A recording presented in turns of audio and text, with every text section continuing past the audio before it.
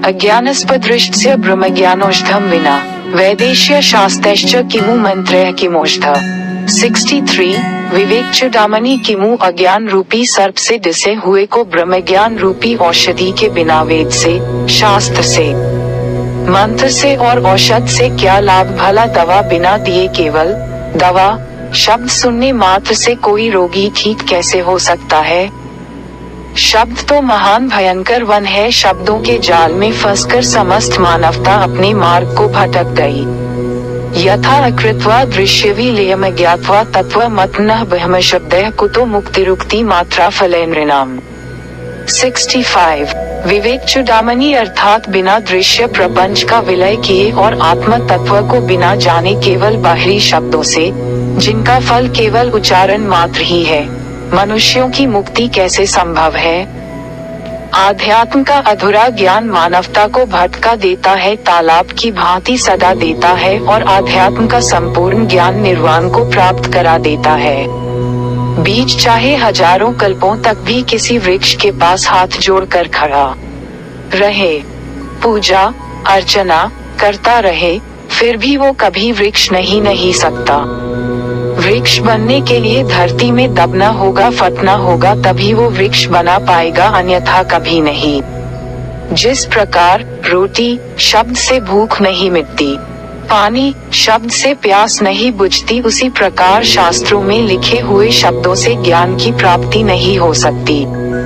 जो लोग परमात्मा में द्वैत पैदा करते हैं, उसकी उत्पत्ति में द्वैत पैदा करते हैं, अर्थात उसकी उत्पन्न की हुई सृष्टि में कुछ को शुभ कुछ को अशुभ समझते हैं, कुछ से प्रेम कुछ से घृणा करते हैं। भला वे मनुष्य परमात्मा को कैसे भा सकते हैं। अर्थात वेद ही जगत का संपूर्ण शास्त्र है और समस्त शास्त्र वेदों के अधीन है। वेद ही अध्यात्म का संपूर्ण मार्ग दर्शाते हैं।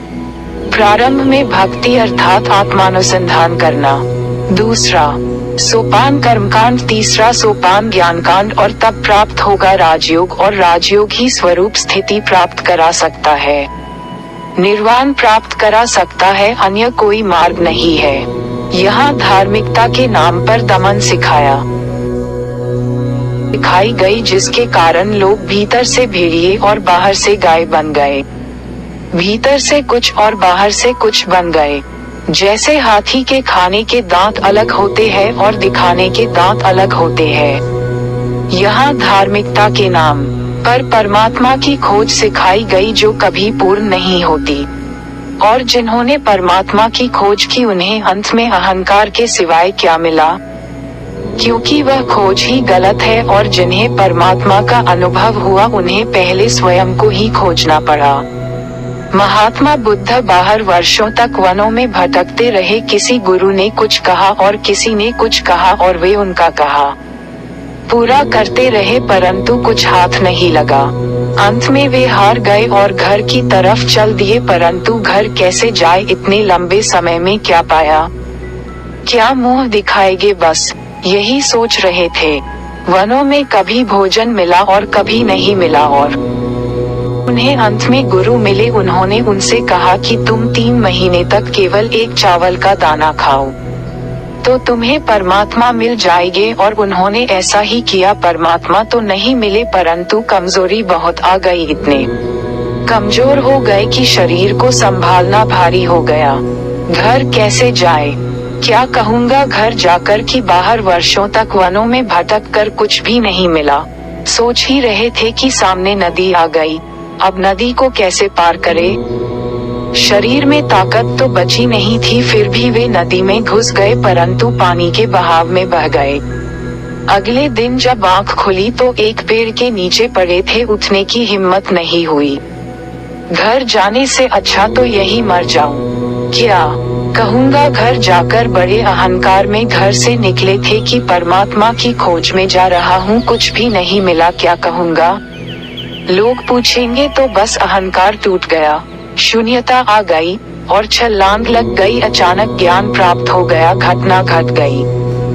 वो वृक्ष आज भी बिहार के गया शहर में स्थित है। आज भी उस वृक्ष के नीचे ईश्वर की अनुभूति होती है। जब महात्मा बुद्ध घर आए तो उनके पिताजी ने पूछा कि क्या मिला। बाहर वर्षों तक वनों में भटका, क्या पाया? महात्मा बुद्ध धर्म संकट में पड़ गए कि क्या बताए, कुछ पाया हो तो बताए भी। उन्होंने कहा, पाया कुछ भी नहीं, सब कुछ गंवा दिया। परंतु उनके पिताजी नहीं समझ पाए कि महात्मा बुद्ध किस गंवाने की बात कर रहे हैं, तो उनके पिताजी ने कहा, तो फिर जा अपनी राजगद्दी संभाल। उनकी पत्नी जसोदा ने पूछा, अच्छा सच सच बताइए, मैं आपसे ये तो नहीं पूछती कि तुम्हें क्या मिला, फिर भी जो भी कुछ क्या वो तुम्हें यहाँ घर में नहीं मिल सकता था? महात्मा बुद्ध असमंजस में पड़ गए, क्या जवाब दे। ये तो सत्य है कि जो पाया तो यहाँ भी मिल सकता था, क्योंकि पाया तो कुछ भी नहीं, और जो पाया वो तो पहले से ही मेरे पास था, केवल भूला हुआ था। स्मरण करना था, जो भूला हुआ था उसे याद करना था, और उसे याद करने में बाहर वर्ष लग गए, क्या जवाब दे। उन्हें क्या मालूम कि जो सिद्धार्थ घर से गया था वो वनों में ही रह गया। उनके सामने तो बुद्ध खड़ा था, साक्षात ईश्वर खड़ा था, तो वे चुप रह गए। उन्होंने केवल इतना ही की कि माता, जो सिद्धार्थ गया था अब वो कभी वापस नहीं आएगा। तो जिन्होंने परमात्मा की खोज की उन्हें पहले स्वयं को ही खोजना पड़ा, और जिन्होंने स्वयं को खोज लिया, स्वयं स्मरण कर लिया, उन्हें फिर किसी खोजना नहीं पड़ा, उन्हें सब कुछ प्राप्त हो गया। समस्त संशय निवृत्त हो गए, दैत्य मिट गया, दृष्टा दृष्टि दृश्य एक हो गया, ज्ञान ज्ञेय ज्ञाता एक हो गए, सृष्टा सृष्टि एक हो गए। तो शब्दों की बाल की खाल निकालने से कुछ नहीं होगा। शब्द तो महान भयंकर वन है, जो इसमें गया फिर कभी वापस नहीं आया। जीवन एक अत्यंत रहस्यपूर्ण आयाम है।